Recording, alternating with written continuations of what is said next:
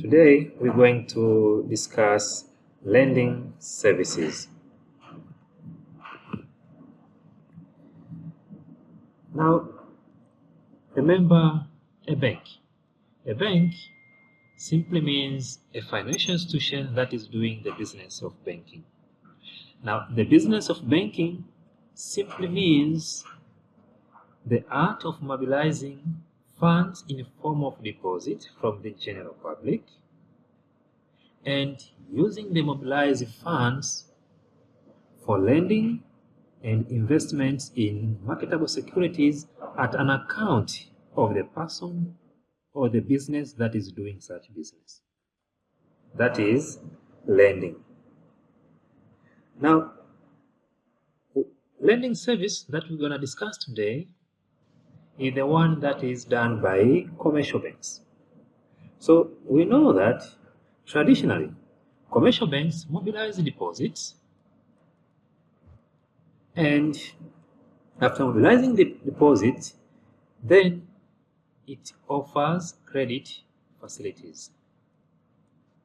So basically, this is lending, all right?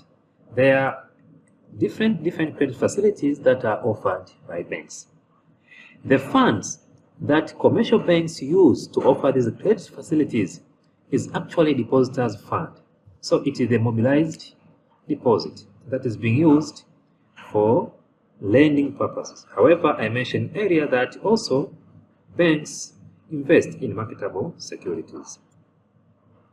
Lending services by the bank contribute to up to 75% and can be even more of the bank profit. That is to say now, a successful lending is of paramount importance to any commercial bank because it assists the bank to generate a profit sufficient enough in order to meet other operating expenses that the bank incurs in order to issue various services to its customers. Now, we are going to discuss lending activity or lending services that is offered by bank and see the way it can be done securely to ensure that at all time the bank position is protected, with forgetting that the customer deposit also needs to be protected.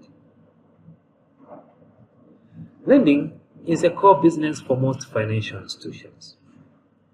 Most profits are realized from the lending activities, although loans are difficult to arrange and subject to a number of financial risks. One of the risks that you as a lender needs to be aware of is the credit risk. Credit risk is triggered by default. At any moment, a customer can default, and that is the reason before we disburse funds to the customer, first of all, we had to ensure that we effectively appraise the credit preposition in order to ensure that bank fund will be safe all the time, and also the loan will be repaid back as per the agreement. Successful lending is not arrived at overnight. Developing sound credit judgment takes time and experience, and this is the essence of even attending in the program like this one. Now let's see what are the parties involved in lending. Basically, in every lending transaction, there is a lender. A lender can be a money lender, a bank, or any other financial institution. In today's setting, we're going to talk about a banker or a bank. A bank in lending business is represented by a banking officer or loan officer or credit officer. On the other hand, for the lending transaction to be complete, we need to have the borrower. This is an individual who comes to the bank asking to secure liquidity, asking for money. Now, if the bank grants the borrower's request, then the relationship of creditor-debtor is formed. A creditor is a banker, while a debtor is simply the borrower. When the lender requires some additional enforcement of the borrower's ability to pay, there may also be a guarantor or a surety. So these individuals can come into play. This is the thing. As I mentioned earlier, in lending business, the borrower will tender his request to the bank. It will be the duty of the banking officer to scrutinize the application, the credit application, and the bank officer can use different assessment models in order to ensure that at all times the basic principles of lending are adhered to. And what are the basic principles of lending? Remember, profitability, safety of the fund, and liquidity. So, if the bank officer is done scrutinizing the credit preposition and come into conclusion that security that has been pledged by the borrower is not enough, like now he needs a secondary security, it is then a guarantor or a surety will come into play. So, who is a guarantor? A guarantor simply means an individual, an institution, or any other entity that guarantees to repay the loan just in case the principal borrower defaults. Now, for this to happen, we need to execute a second set of contract. Why am I saying the second set?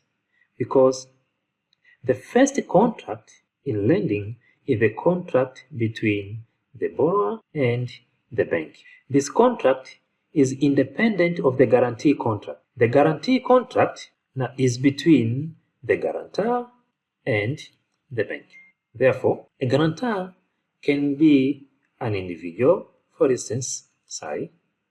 A guarantor can be an institution, for instance, IFM, or any other entity. The guarantor promises that in case the borrower does not meet his or her contractual obligations as per the contract, the guarantor will take responsibility of repaying back the borrowed fund. By promising to do so, a guarantee contract is executed between the guarantor and the bank. There is a second individual, and that is surety. Unlike the guarantor, surety puts forward some form of collateral such as cash, life policy, with a surrender value to secure the debt being paid. This is the key difference between the surety and the guarantor. The guarantor pledges to make payment just in case the debtor fails to repay back the loan. You see? So, the borrower gets money from the bank, a guarantor executes a guarantee contract, the borrower starts saving the debt.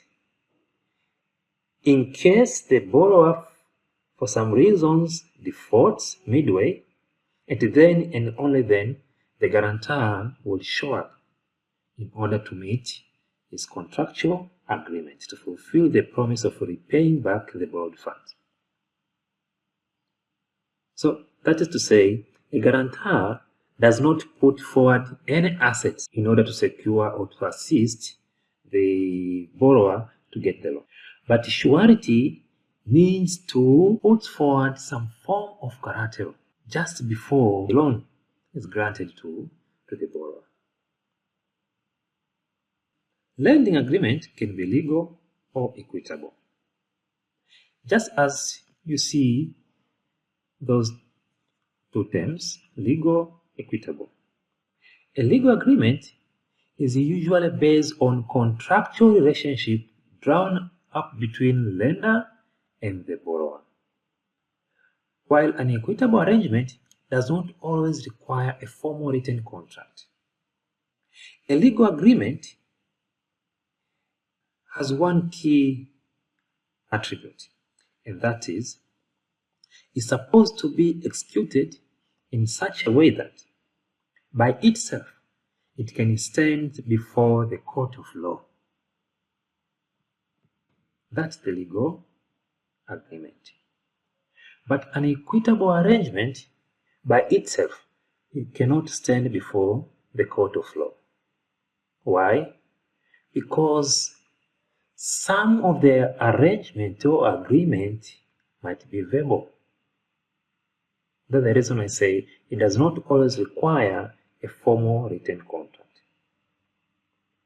In an equitable arrangement, the borrower might offer an asset of some value in return for funds and have this confirmed by a letter, note, or memorandum to the effect that the asset will be retained until the debt is repaid.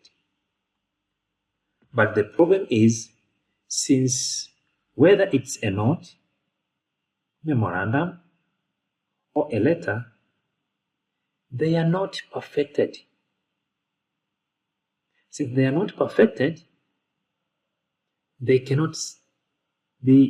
are not admissible to the court of law. The borrower can simply jump over them and say, no, I never promised this. I never wrote this. But with the legal agreement, it's different. The procedure for executing a legal agreement is different. It involves advocates or the notary public. Traditional bank lenders refer to the 5 C's of lending. However, there are a lot of lending assessment models besides the 5 C's. The other day we discussed Campari, but also there are almost 6 or 7 other different models that we can use to assess a credit application that has been tendered to your desk. Development lending uses the same rigorous credit assessment principles, but apply them to situations in which the lender must rely on borrower's character and cash flow from the business. No matter the type of the lending assessment model that you're going to apply or you're going to use when assessing a credit preposition, mostly these elements are not that quite different. These elements are somewhat the same. What you'll be analyzing using company is essentially the same or such similar to what you will analyze using the 5C, PASA, or any other lending assessment model. But sometimes, because of advancement in technology and advancement in some fraud techniques, you may go beyond what is contained in these models. And you are allowed to do so as long as you are doing that in good faith for the solemn purpose of protecting the bank's position and ensure that the bank fund will be safe all the time in the hand of the borrower. Remember the 3 principles: safety, liquidity, and profitability. So what are the fundamental credit principles? The 5 C's of credit are considered to be fundamental in establishing the creditworthiness of the borrower. The principles, if correctly applied, seek to evaluate the key criteria of repayment ability by analyzing the stream of cash flows character of the financial discipline, the financial health of the borrower, and other qualitative factors. So basically, you see that the analysis or elements that will be analyzed using the 5 C's are almost the same as elements that will are analyzed using the company. And that's the reason I say these models are somewhat the same. They do analyze almost the same thing or same elements. Now the 5 C's of credit analysis are: first C for credit, the second C for capacity, the third C for collateral, the fourth C for condition, and the last C for character. Now let's scrutinize these C's one after the other. Let's begin with the character. Just like in company, here we want to establish the character worthiness of the borrower. Is he an individual that is trustworthy, honesty? If it's a business, is it worth financing that business? What about the character of the management team of such business? From the character, we need to establish 2 issues. Number 1, the ability to pay versus the willingness to pay. Ability to pay versus willingness. An individual or the business might be able to pay, but what about the intentions? Intentions to fraud. See? So a business might be able to pay, however, it approaches your bank with bad intention, that is, intentions to commit some fraud.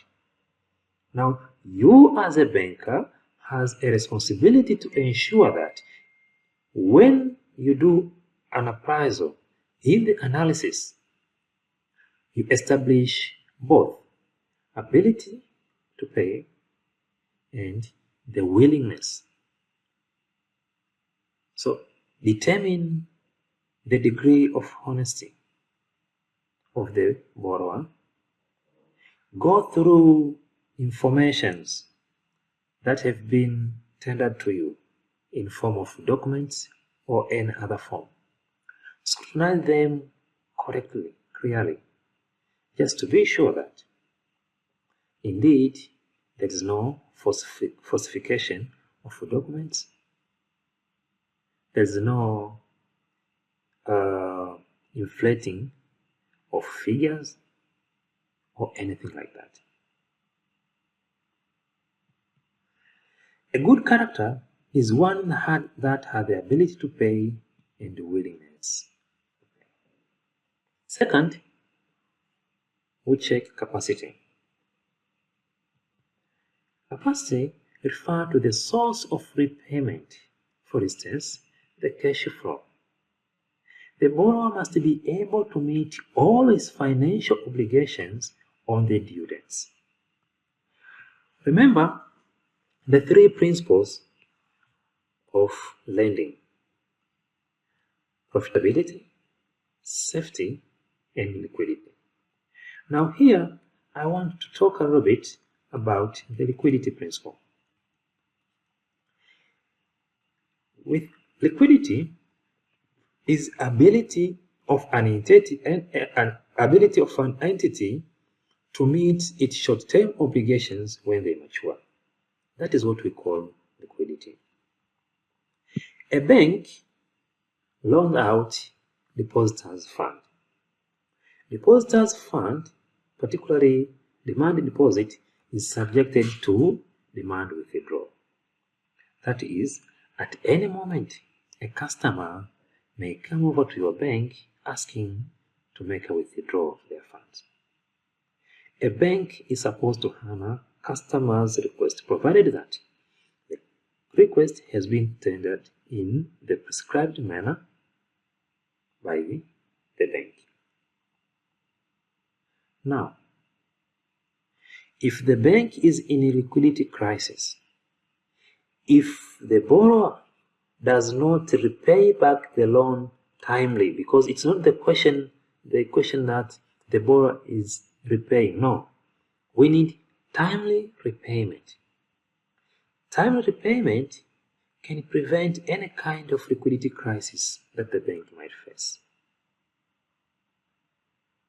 Therefore, in every lending contract or credit agreement, there will be a specified date that the borrower needs to make a deposit, needs to make repayment for the loan.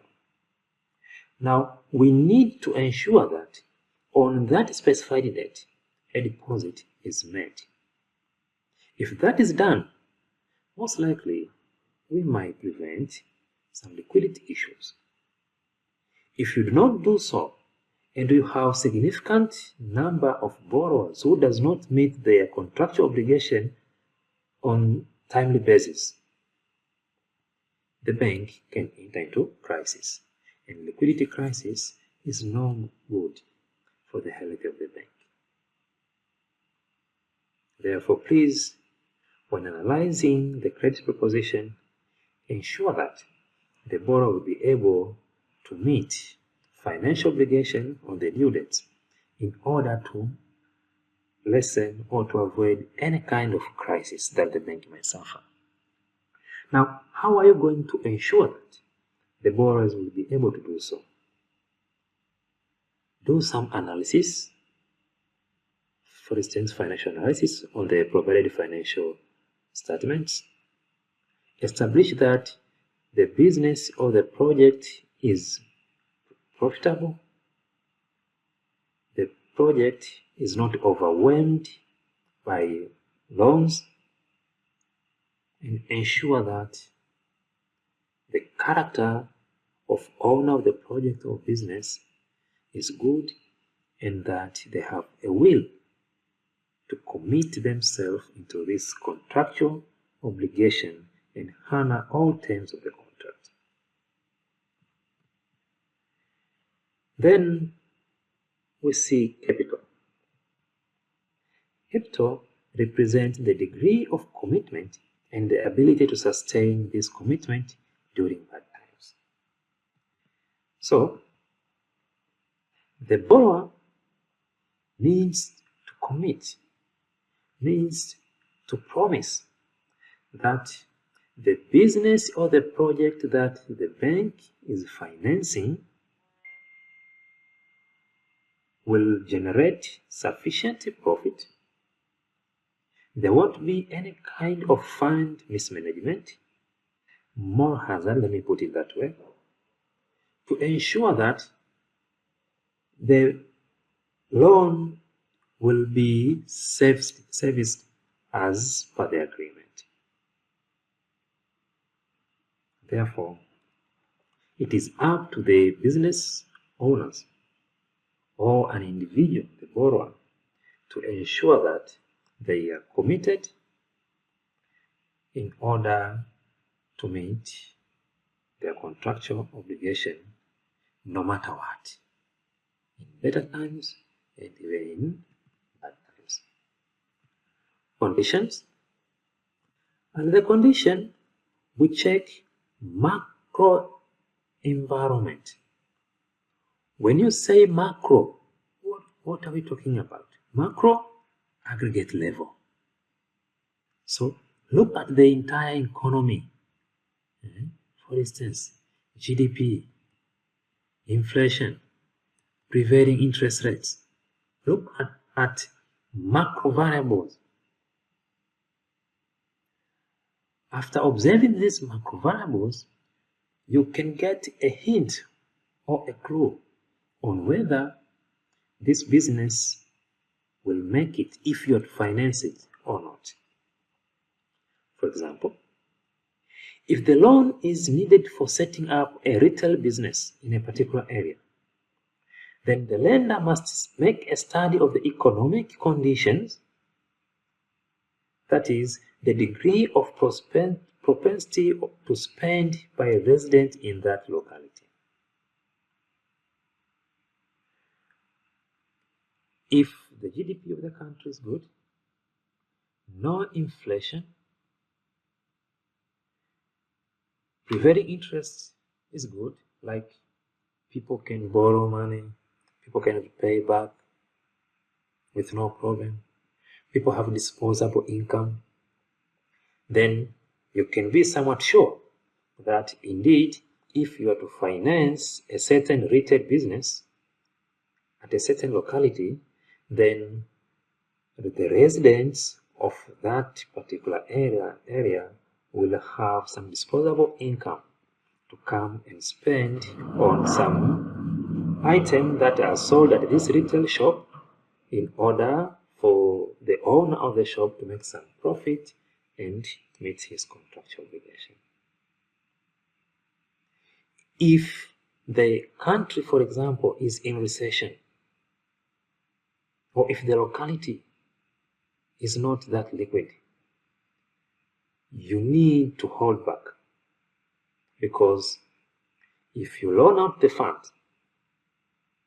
the borrower, your client, goes set up a business, but no one comes to buy from the store, then rest assured that he is gonna default. And once he defaults, that will be a whole new problem. Last is the collateral. Collateral is the lender's second line of defense. This is an insurance. Why am I saying that collateral is the lender's second line of defense? What is the first line? The first line of the defense is simply the project that you are financing. That is the primal defense. What I'm trying to say here is that we are not issuing loans based on the quality of the security so pledged. We are issuing loan based on the quality of other criteria or elements of the assessment model that we have already assessed. Like, you have established that the capacity is good, commitment is there, that is capital, character is good, etc. Once you have satisfied that indeed this individual can meet his contractual obligation, it then and only then you need to make some decisions. So collateral comes second. Like collateral is just a plan B. In case this borrower defaults, then you'll have something that you can sell and realize the main funds. Therefore, take collateral. And collateral needs to have some specific attributes. It needs to be marketable, if possible, stable in value,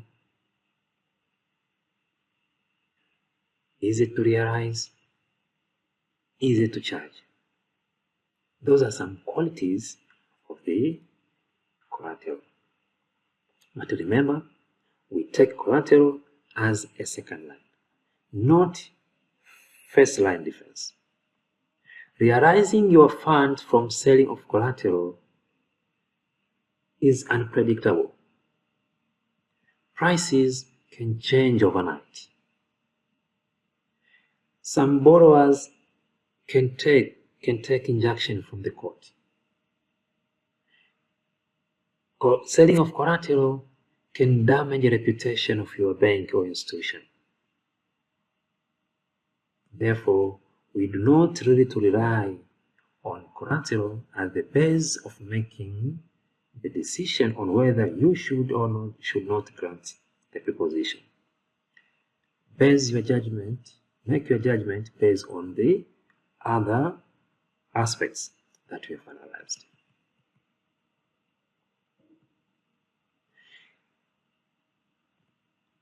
We've analyzed thoroughly the 5 elements under 5C's credit analysis. But to be effective, you need to consider some other issues that are not mentioned within the 5C's, but they are of paramount importance. For example, know your borrower. Understand the market niche and the types of people, characteristics needed to succeed in the environment in which you are lending. I'm not 100% sure, but sometimes I'll see that in some areas you'll find credit officers who are working in that area also originate in that tribe, for example, or in that region. I've seen this. And sometimes you find them talking or discussing using local languages. Why that so? You're trying to know your borrower. You're trying to understand their characteristics. Let me give you a practical example. We have people from this region. These people are proud. They do not like debt. So they will borrow and repay back, no problem. We have people from this region. These ones, they really love legal competition. They can sell a plot for a chicken proceed. So you need to know how to deal with them. There are some other regions where people can easily commit fraud without even asking. In some other areas, people are lazy. You give them money, instead of going to use the fund for the specified purpose, they're going to go and get married to a second wife. That's moral hazard. Or they're going to throw a very huge party, massive party, using the borrowed funds. And later they fail to repay back the loan. So understand characteristics of your customers along the area that you are working. Once you understand their characteristics, you will succeed in making business with them. Short of that, you won't be able to. The best entrepreneur may be stubborn, without formal education, and lacking awareness of any personal weakness. Yet, they may have the business's brilliance, resourcefulness, and ability to do one thing well as successful entrepreneurs. And this is 100% true.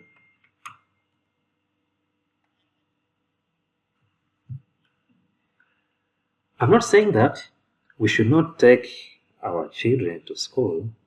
We should not attend these kind of programs, professional programs. But what I'm trying to say here is that it is really true that there are some rich people, there are some very, very successful entrepreneurs who do not have even a diploma or a single degree. Some of them are college dropouts. We have one of successful transport entrepreneur in Lake Zone. He called himself King Msukuma, a standard 7 graduate. He is successful in his line of business. Therefore, once you understand characteristics of such entrepreneur, you may use his brilliance, resourcefulness, and his ability to succeed in lending business. So not all the time that you'll be able or you'll be required to loan out funds to only entrepreneurs who have, let's say, a master's degree in that area or a degree in that particular business. No. All you have to do as a banker, you need to be aware of strengths, limitations, weaknesses of your customers. Once you know this, it's very easy, or it becomes very easy for you to interact with them. Be careful of borrowers you like because they are similar to you. Don't bring friendship in business. In other words, lend to the person and not to the idea. Personal commitment to repay is the strongest bond between a lender and its customers. And that's the reason you as a banker need to befriend these borrowers or your clients so that you live like a family. Even when someone wants to commit a fraud, they feel ashamed. They feel guilty. That guilt consciousness will prompt them to stop from whatever they are planning to commit and honor the contract that you have entered with them. So do not forget to build a solidly personal relationship with your customers. It will really help.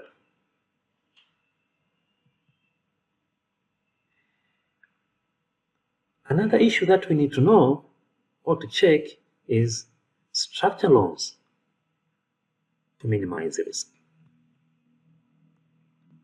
Effective lending requires the lender to provide minimum credit amounts at first and then increase the subsequent loan size once a borrower has demonstrated his or her ability to commitment to repay. Look at the microfinance model. Microfinance institution use a very famous model known as solidarity group lending. In solidarity group lending, a microfinance institution does not take security, so no collateral. Now, if no collateral, what do you mean? This means that lending by microfinance is very risky. Of course, it is risky, very, very risky. And that's the reason sometimes to compensate this risk, they charge higher interest rates. But under solidarity group lending, what they do is they put those borrowers in groups. For example, a group of 5 individuals. And these borrowers comes from same area or locality. So what they're utilizing here is peer pressure. These serve as the collateral for the loan. But second thing is that they promise them in case a group fully amortizes its initial loan, the second loan won't be of the same amount. The second loan will be of higher amount. So for instance, if the first loan was, let's say, for only 1,000 USD, then the second loan will be for 1,500 USD. And maybe the third loan will be for 3,000 USD. By doing so, or by promising to do so, peers in the group will be motivated to fully repaid the first loan so that they can graduate and acquire the second loan, which will be higher, and even the third one, in order to meet their objectives. Likewise, you as a loan officer, as a banker working for this conventional bank, start by giving your client a slightly smaller.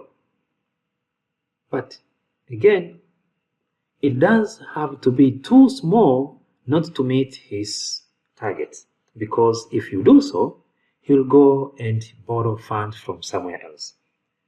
Now, if again the customer had 3 or 4 loans, multiple loans, he will end up overstretching. The likelihood of defaulting is very, very high. Give him a sizable loan, and if he fully repaid that loan, then in the next round, you can step up. That is, you give higher amount. By doing so, you will continue working with them, and they will be committed to you, knowing that your bank is there to help them improve their businesses and ultimately their living standard. It is hard to fix a poor underwriting decision, and that's the reason before you disburse funds, you need to ensure that you do proper appraisal. And now the appraisal of the loan can be done using any of the learning assessment model that you know. It can be Campari, as I mentioned earlier. It can be 5Cs, it can be PASA, any learning assessment model. If you misjudge either the business or the borrower, it is difficult to fix the problem once the loan is made. Loan structuring and collections take significant staff time and reduce the time available for the borrowers. If you do some mistakes, for example, you have given the borrower huge amount to the extent that once his business shake for some reasons, it has become difficult for him to meet his monthly obligations. Now, if the borrower failed to meet his contractual obligation as per the agreement, you will have to restructure the loan. Now, to restructure the loan, meaning that the time for repayment might increase. There is a relationship between the loan repayment and loan maturity. For example, if a customer takes a loan of, let's say, 10,000 USD to be paid in 6 years at an interest rate of 10% per annum, and this loan is repaid on a monthly basis.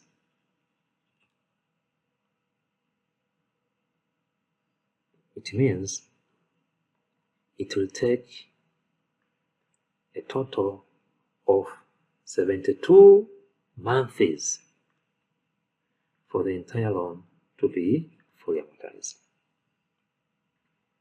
Now, let's assume that after doing your calculations, the repayment is, let's say, 27 USD per month.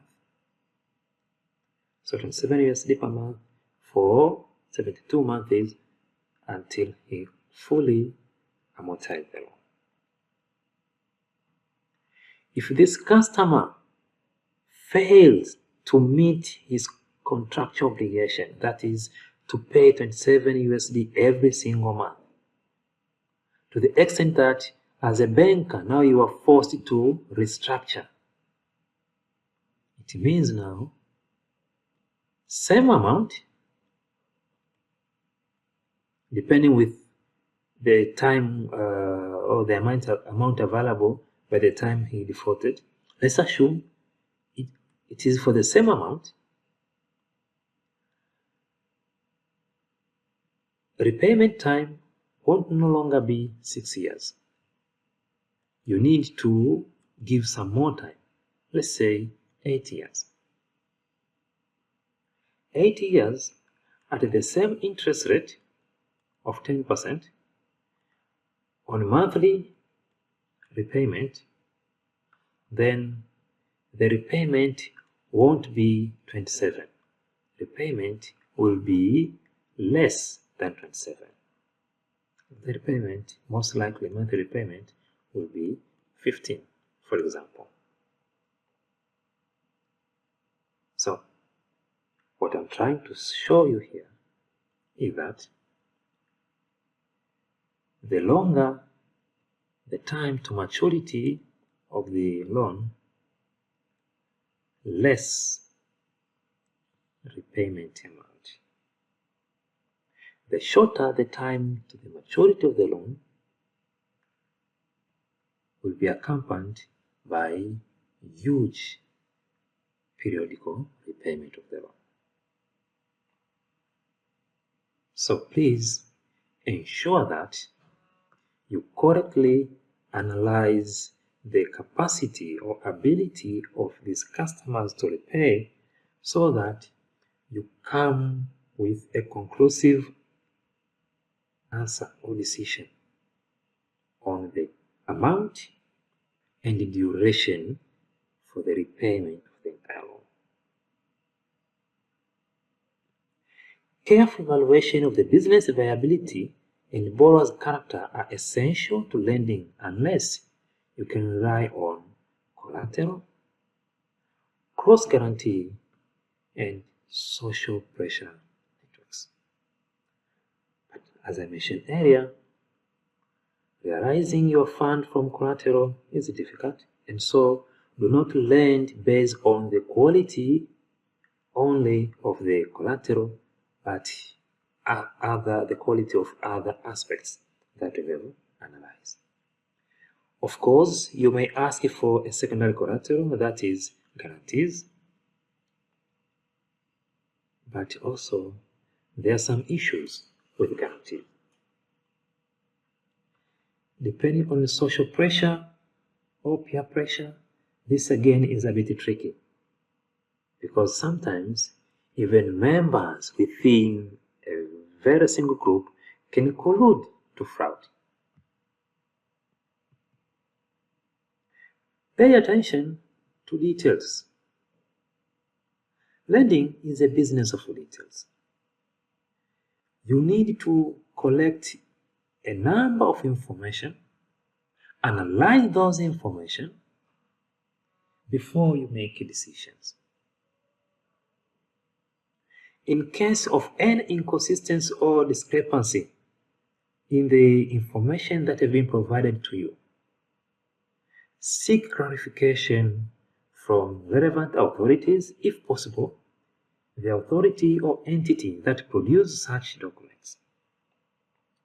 And if the documents have been produced by the very same customer who have just tendered a loan request or loan application, then you need to be aware that probably the customer is not honest.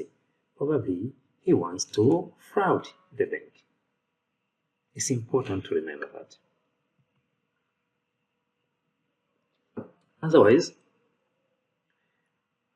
use your skills of, for instance, ratio analysis skills in order to analyze the liquidity of the business, profitability of the business, financing of the business, that is solvency, and even activities or operations of the business. But this is analysis only on one aspect. Use your skills to analyze character of the business or individual is borrowing from you,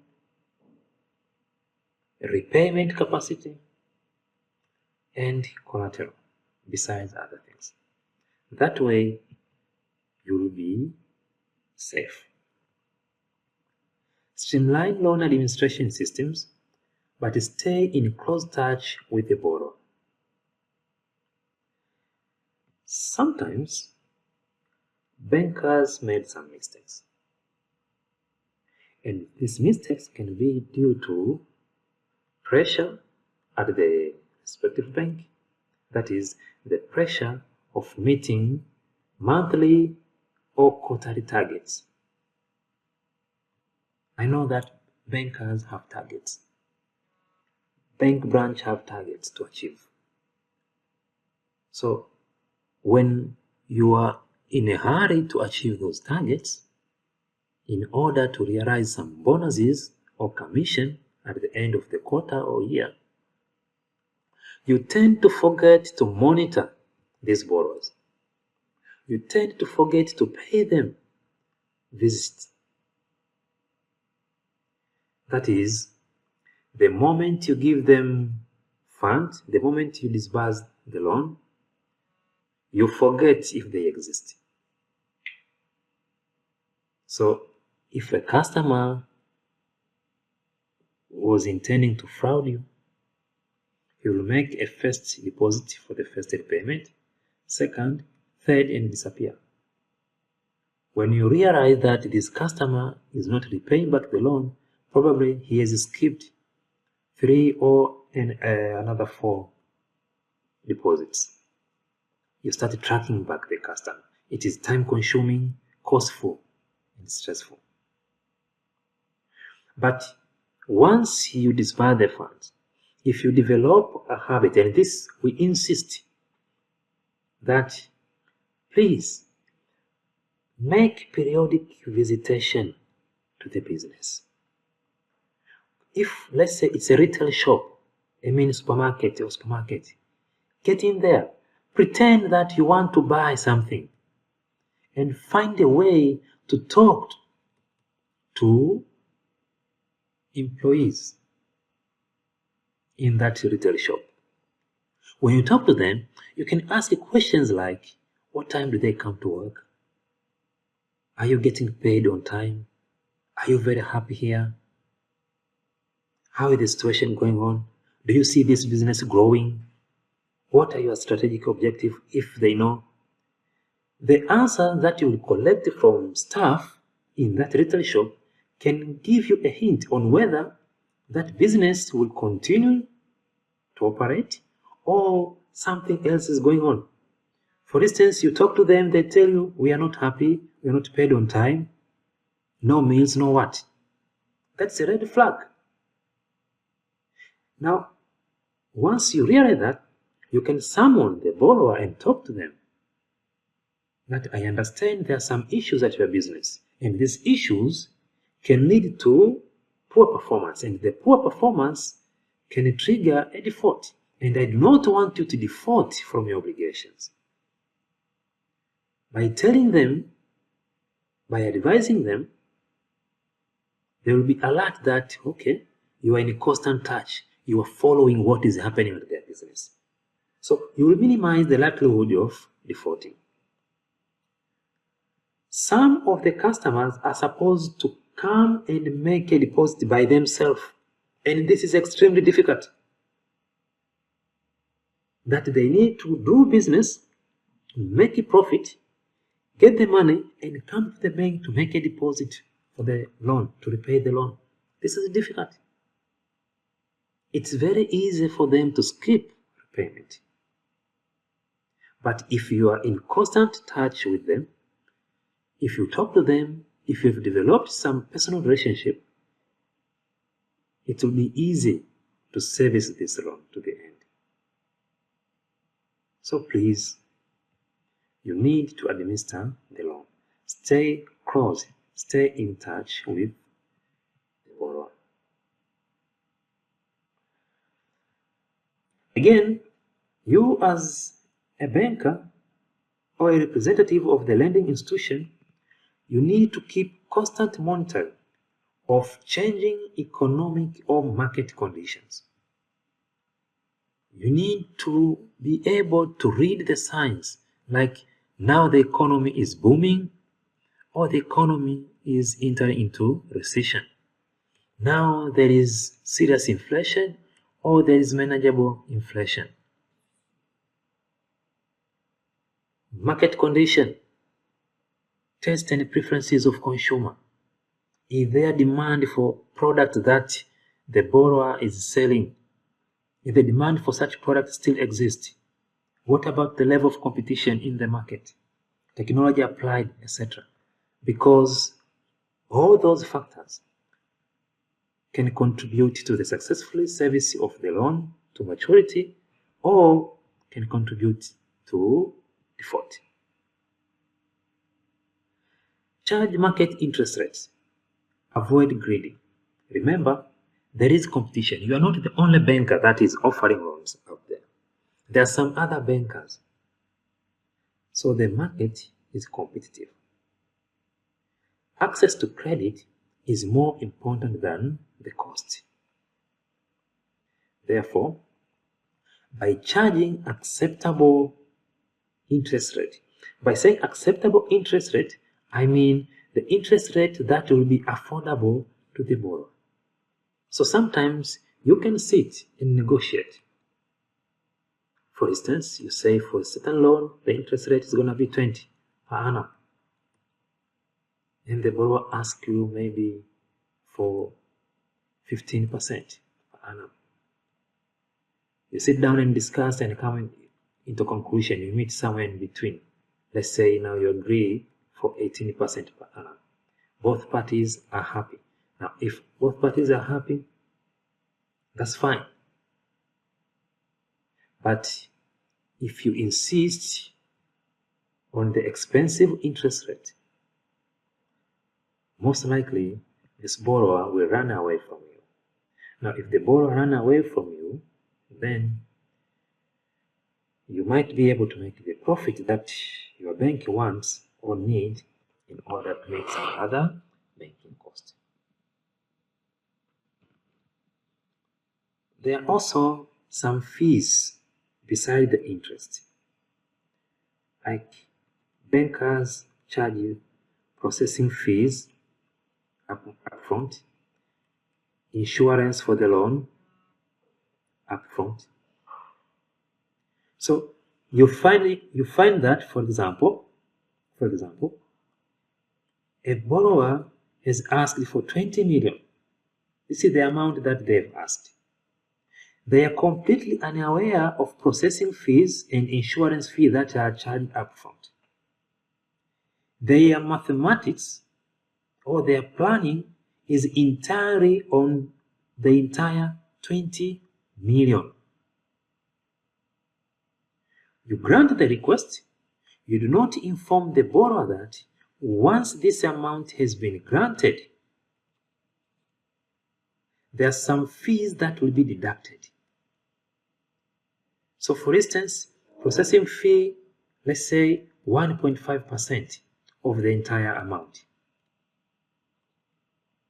Insurance, 2.5% of the entire amount.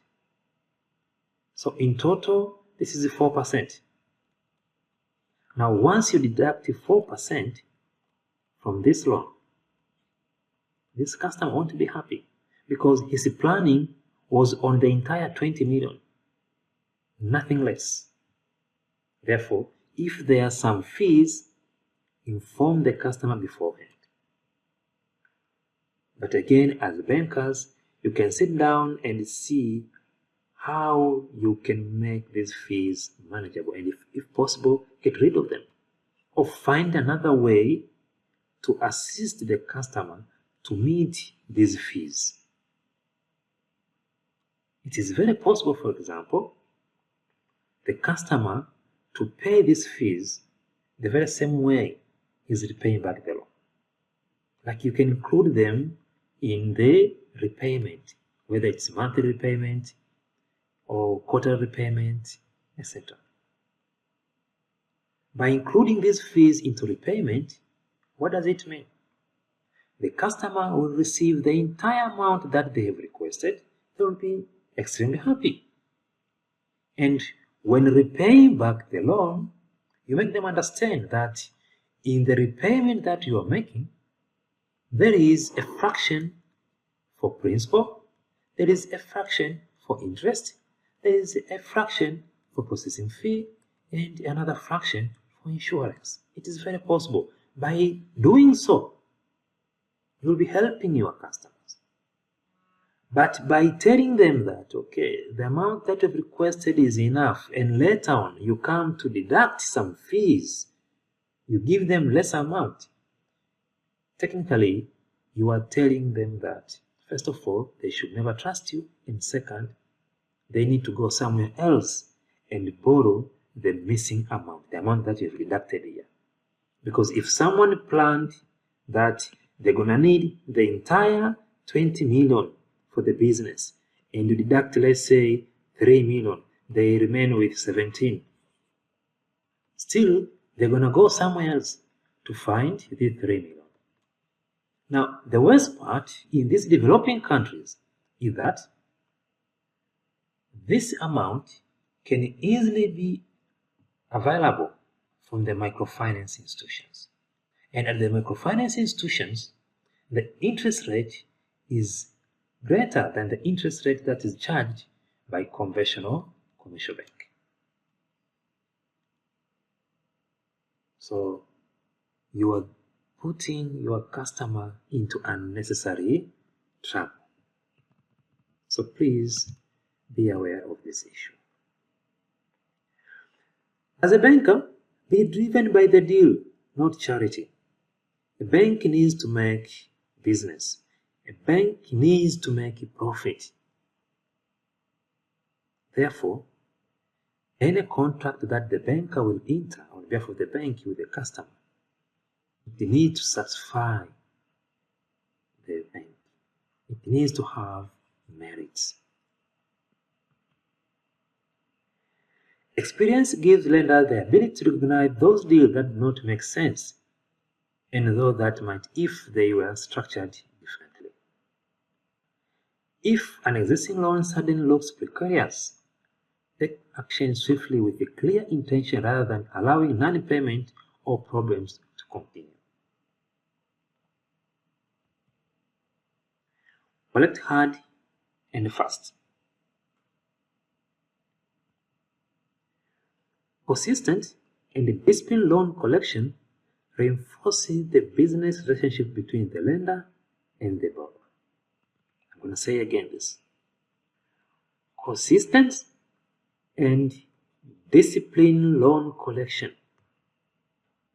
Consistency and discipline, what does this mean? For example, if the borrower is supposed to make deposits every 23rd of a month, then ensure that on this date you collect the repayment. Even if it's weekend, inform the customer beforehand. Inform the customer even in advance that 23rd of this month will be, let's say, on Sunday. So please make arrangement if possible on 22nd or on 21st, you repay your loan. If you do this to the customer will know that you are aware, you know what you are doing, and you are making follow-up. So you will impose discipline. But if you skip repayments and you allow the repayments or collection to be skipped, like today the customer by the contract is supposed to be making payment every 23rd, but you allow him to make on 24th, on 26th, on 31st, sometimes on the 2nd of the next month. Here, there is lack of consistency. There is no discipline in the collection of the loan. And by doing so, you won't be able to create a solid business relationship with this customer. Simply, you are laissez-faire. And by doing so, you may end up into delinquency loan, while actually you're supposed to prevent this delinquency loan. Never bluff. That is, if you promise the customer that you will take some serious actions just in case they do not adhere to the contract, to their contractual obligations, then be prepared to take them. Because if you bluff, next time when you're serious, they'll never take you serious. That's the reason we have a saying, that is, when a banker convinces a customer to take a loan, they will send a handsome man full of smile and life, or a beautiful girl, very pretty, with a smile, to convince the customer to take a loan. But during the recovery, they will bring some people from another world, people that you have never met, and no one will be there to laugh with you. That is what? To prevent bluffing. Where they bring those people to reinforce collection. Some banks won't even involve a banker who entered into a contract with that borrower during the recovery, because they know that you guys already have some kind of relationship. We are human beings. Therefore, it's much better recovery to be done with a third party or somebody else. Now, lending business, just like any other business, it is surrounded by risk. And this risk simply means likelihood that what you expected won't necessarily occur. The likelihood of losing.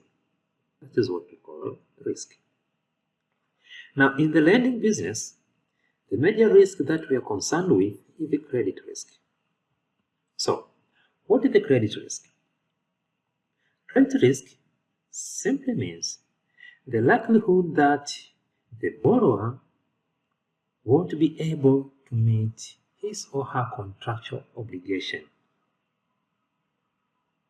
Like, you gave money to the borrower promised that they're going to pay a certain amount for a specified period of time, but for some reasons, they don't. The possibility of not making the repayment as per the contract or as agreed. That is what we call credit risk.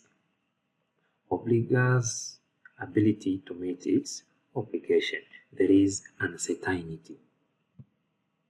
Now, because there are many types of debtors, from individuals to governments, and many different types of obligations, from individual loans to derivative transaction, credit risk takes many forms, and the ways to mitigate them varies. We have credit risk in bonds. We have credit risk with a derivative instrument. We have credit risk with syndicated loans. We have credit risk even with these normal loans. In assessing credit risk, the following issues are important. Number one, default probability. What is the likelihood? You as a banker, you need to assess what is the likelihood that the debtor, that is the borrower, will default in his or her obligation. And you need to assess the probability of defaulting either right after granting the loan, while servicing the loan, or sometimes before completing repayment of the loan. What is the likelihood that he might default? Credit exposure. In the event of default, how much will be the outstanding balance? If you think that this guy will default, let's say, some months after they have saved the loan, what will be a credit exposure? How much will be the outstanding balance? How are you planning to recover that? Recovery rate.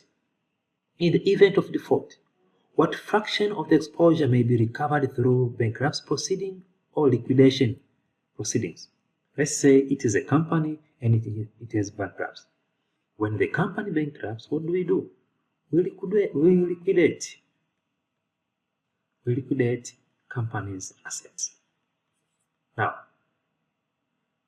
credit exposure, you have assessed that maybe by the time this guy or this company bankrupts, 75,000 USD will be outstanding. Now, how much do you think can be recovered following liquidation? And how much can be recovered following some other forms? The sound practices to managing credit risk involve establishing an appropriate credit risk management strategies. Every bank have their own techniques, or every financial institution have its own technique that they use in order to manage this risk. They have their own strategies. So you need to have one in hand. Again, operating under a sound credit granting processes. Maintaining an appropriate credit administration, measurement, and monitoring process. This is very important. And last, ensuring adequate control over the credit risk.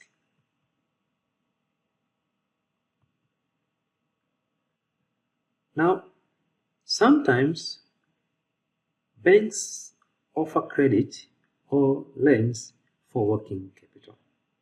That is, a loan that is issued for a borrower to meet recurring business expenses or expenditure. And working capital loan can be granted to an individual borrower, a sole proprietor, partners, company, cooperative, or society. It depends. By and large, broad funds are for capital expenditure and working capital. Working capital loans' primary objective is on how to keep business growing and going, because working capital is there to meet the business recurring expenditure. Now, in case the borrower has come for working capital purpose, you need to know these types of loans or facilities that fall under this group. The first one is equity. Now, equity funds come from all personal resources.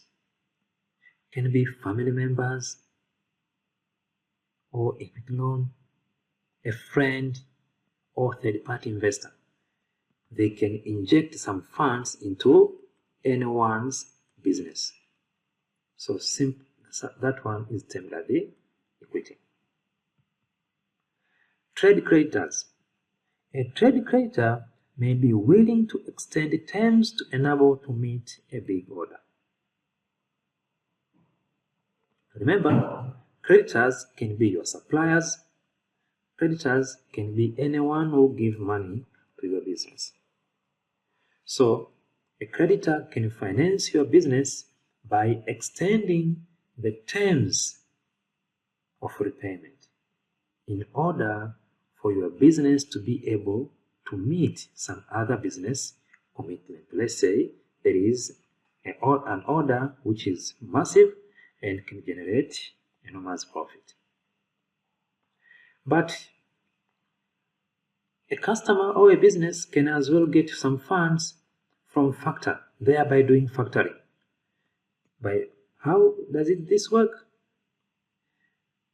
A business owner simply sells some selectable invoices to a factor, and the factor will purchase them at a discount.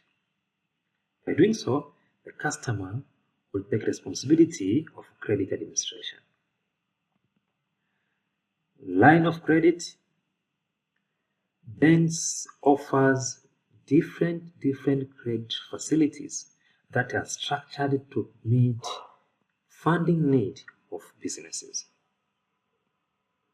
So that's the reason when you go to these banks, you'll come across different sets of crediting facilities in order to assist the borrowers. Again, a banker can provide short-term loan.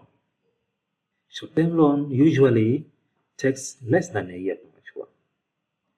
So this one can be used by the customer to purchase raw materials, inventories, etc. At the end of the day, the loan needs to be secured. However, not all loans are secured. That's the reason we have secured and unsecured loans. So security has its importance to the lender or the lender. A secure loan is one in which the borrower offers security instrument or something of value so that in the event of default, the lender can take that asset, sell it, and get the funds, borrowed funds. That is the essence of security. A security instrument is a document or means of having a secondary method of collecting money lent if the borrower does not pay back the loan. So, if someone comes to borrow some money from you, they pledge, let's say, a house, then that house is a security for that loan. For some instances, or for any reason, if they default from their obligation, following some acceptable grace period and notice, sufficient notice, a banker is allowed to realize their funds following the sale of security. So security is what we call collateral. It is there to secure the loans. Now there are different forms of security, or there can be different means of doing this. First, there is letter of hypothecation. A letter of hypothecation is a written authority given by pledger, usually to a bank, authorizing the banker to sell goods stored in a warehouse or godown in the event of default by the pledger. The pledger is the borrower.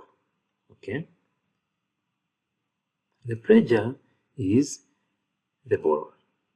So the borrower, let's say, have some goods, grains, can be grains in the godown or warehouse. Now, this pledger or borrower hypothecate these goods to a bank. To do so, he has to write an hypothecation letter. By executing the hypothecation letter, once the bank agrees, it can give this man or the borrower some funds, let's say 10,000 USD. And security for this loan will be grains that has been hypothecated. So you can hypothecate anything, goods in the warehouse, crops in the farms, some movable items. Now, in case the borrower failed to repay the borrowed funds, then the banker can realize its fund from the hypothecated goods. In hypothecation, there is no transfer in possession. Hypothecation is the act of pledging of property or securities as collateral to obtain a loan. But there is no transfer in possession. And that's the reason I'm saying you can hypothecate crops in the farms, goods or inventories in the shelf, grains in the warehouse, etc. not transfer in possession. However, the hypothecation letter will be with the bank. In case of anything, the bank can sell. Guarantee is when a third party pledges to be answerable to repay back the loan just in case the borrower does not pay. Okay. Now, for this to happen, the guarantor needs to execute a guarantee contract with the bank. Once the guarantee contract is in place, the bank can go ahead lending some money to the borrower, and in case the borrower fails to repay, it is then and only then the guarantee contract will start. And this is very important for you guys to understand. Guarantee contract does not run parallel with the loan contract. Guarantee contract starts once this guy has defaulted.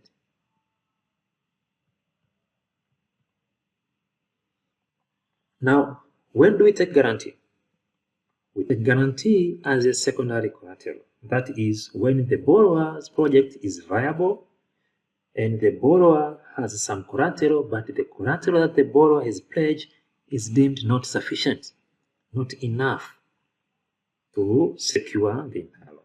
There is where we ask the borrower to bring someone to guarantee, or we ask for a guarantee.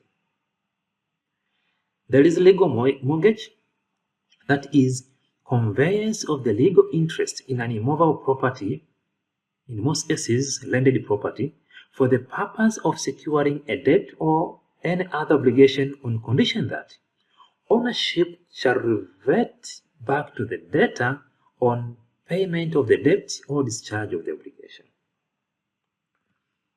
What we do with the mortgage is that the pledger or the borrower, for example, if it's a landed property such as a house, this house will be mortgaged to the bank.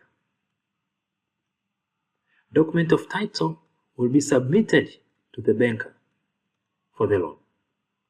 But the moment the borrower has full service his loan, the title and property need to be given back to the borrower.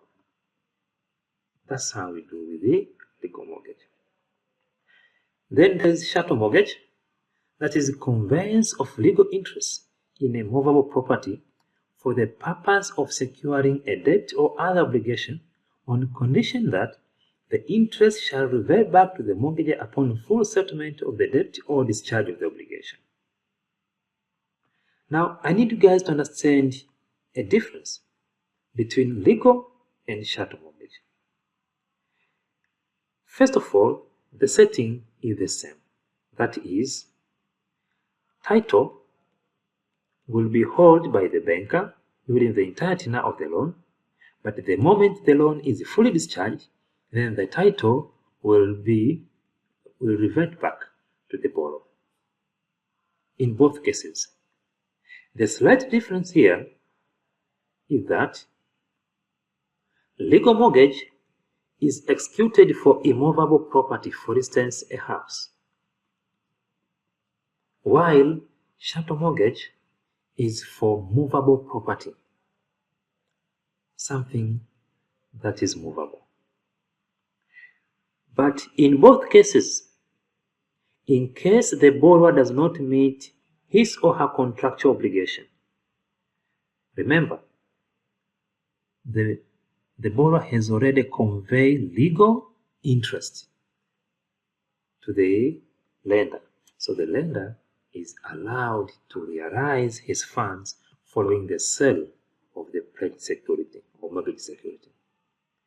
Then we have debenture. Debenture is an instrument executed by a limited liability company, and some instances a cooperative union acknowledging debt. Simply say, a document that is issued by a company or a cooperative union to acknowledge debt.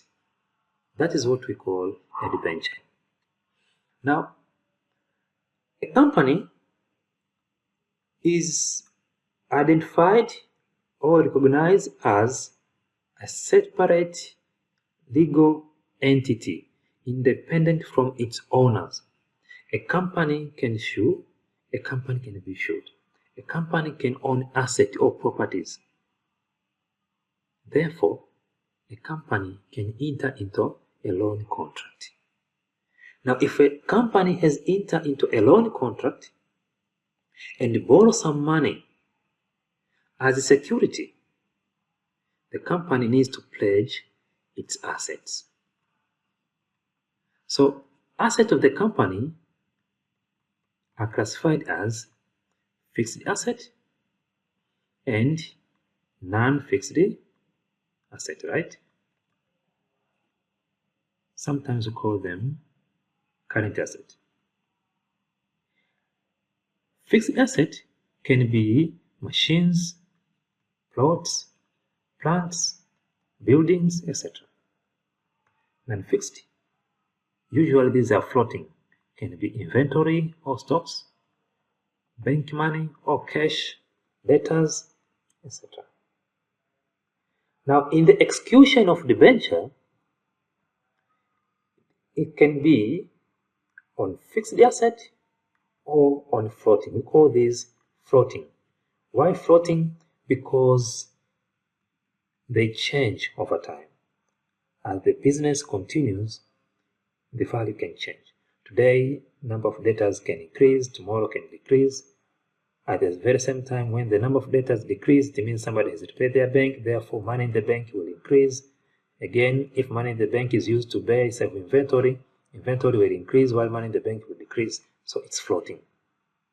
Now, a debenture can be executed on a fixed asset, that is called fixed debenture, or on floating assets, that is called floating debenture.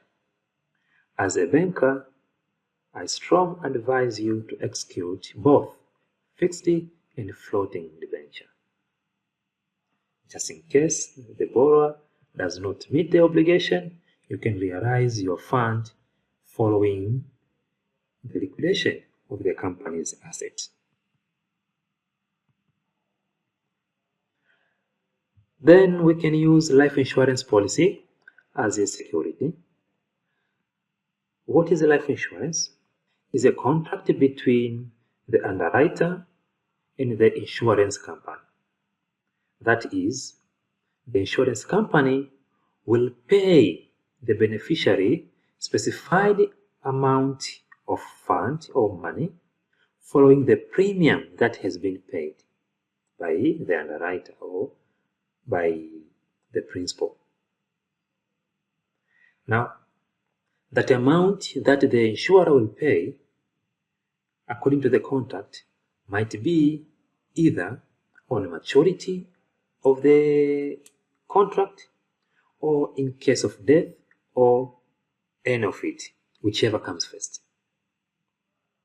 Therefore, if there is a life insurance policy, if your customer, the borrower, possesses a life insurance policy of a specified amount, let's say it is worth 1 million USD, okay, we can use this as security for them. However, one key thing that you need to do, that is, you need to ensure that assignment is done so that the banker becomes the beneficiary. If you don't do so, then the insurance company won't recognize your bank during the claim.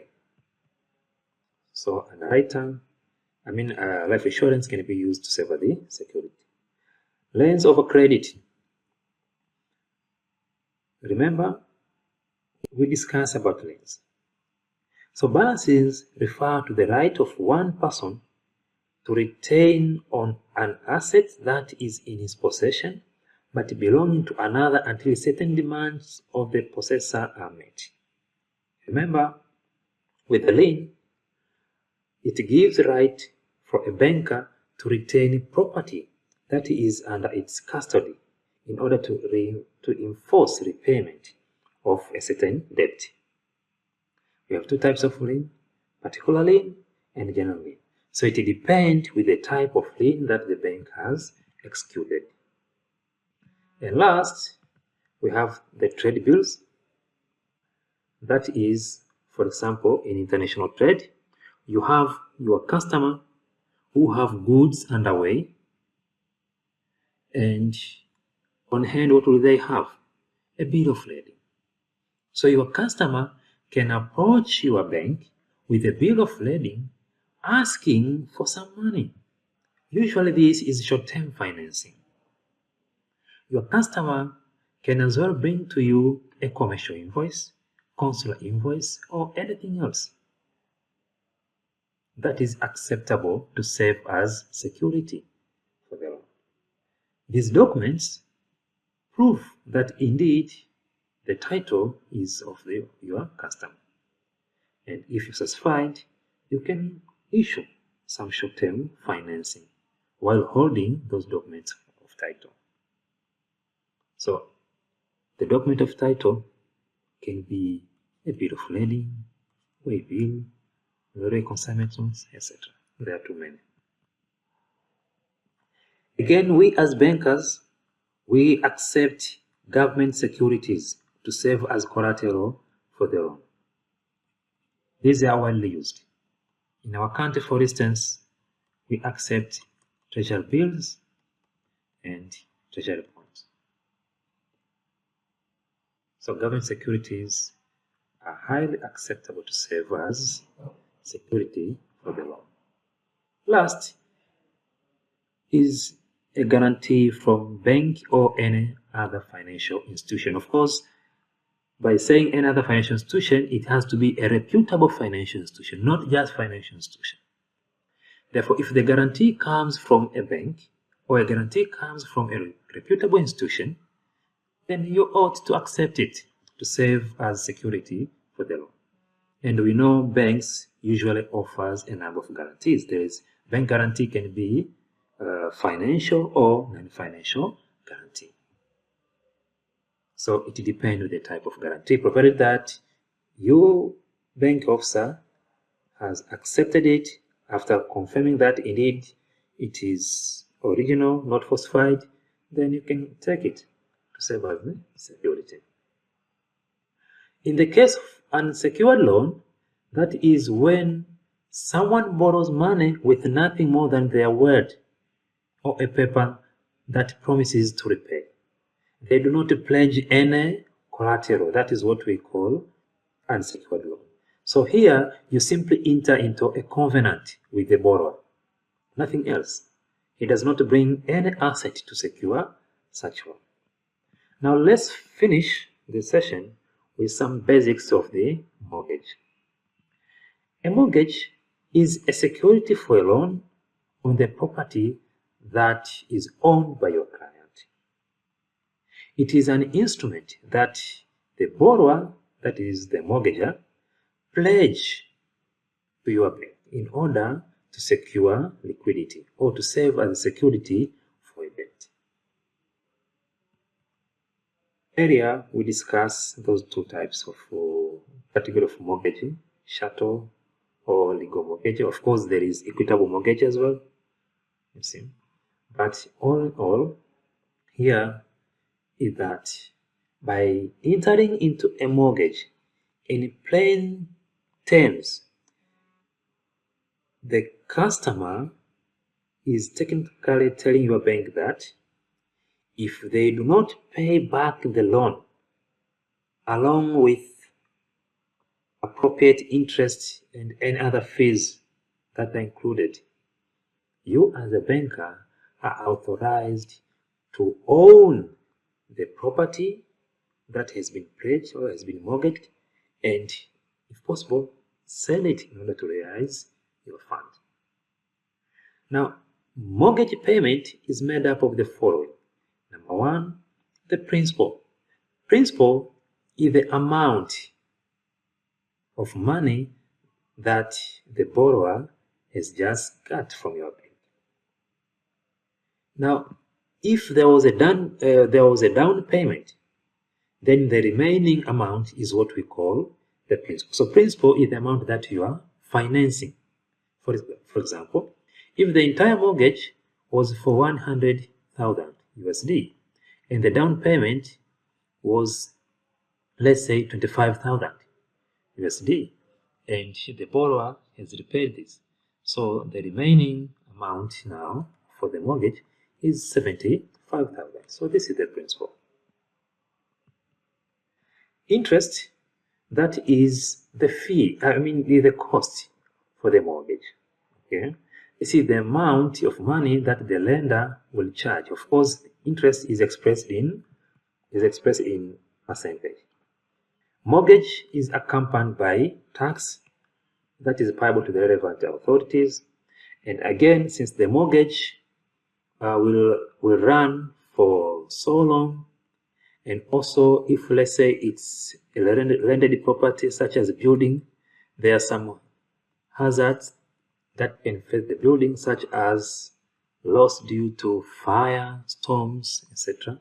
We need to take an insurance. So ensure that a property premium is repaid, so that during the entire tenure of the mortgage, that asset will be insured, is protected.